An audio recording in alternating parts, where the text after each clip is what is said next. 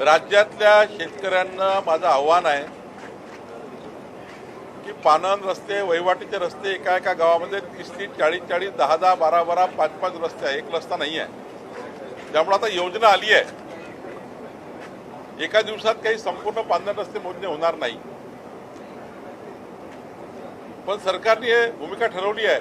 त्याकरता आम्ही डॅशबोर्ड तयार केले आहे, वॉर रूम तयार करतो आहे आणि सर्व शेतकऱ्याचे पानन रस्ते मोकळे झाले पाहिजे, त्याचं सीमांकन झालं पाहिजे, शेतकऱ्याच्या पानन रस्त्याला क्रमांक दिले गेले पाहिजे आणि हे सर्व झाल्यानंतर या पानन रस्त्याच्या बांधकामाकरता निधी जसं 1000 कोटी यावर्षी आम्ही दिले।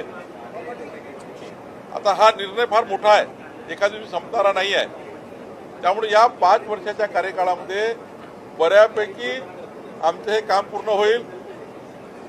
100 वर्षापासून वाट पाहणारा शेतकरी आज या निर्णयामुळे पुढे जाणार आहे। शेवटी इतके पानन रस्ते मोकळे करायचे आहेत, वहिवाटीचे वाद संपवायचे आहेत, अतिक्रमण काढायचे आहेत, अतिक्रमण काढून दोन्ही बाजूला झाडं लावायची आहेत। त्यामुळे मोठा निर्णय आहे। त्यामुळे जसं जसं असं पुढे जाऊ, पण माननीय सर्व लोकप्रतिनिधीला पंचायत ते पार्लमेंटपर्यंत सर्व लोकप्रतिनिधीला माझी विनंती आहे की आपापल्या गावाच्या बैठका लावून सर्व आमचे भूमी अभिलेखचे अधिकारी घेऊन तहसीलदार आणि पानन रस्त्याच्या संपूर्ण विषयाकरता त्या त्या भागाच्या आमदाराच्या अध्यक्षतेखाली सर्व अधिकारी काम करणार आहे। आमदारांनाच अध्यक्ष केला आहे, आमचा एडीओ प्रांताधिकारी सचिव केलेला आहे, भूमी अभिलेखचे अधिकारी दिले आहे।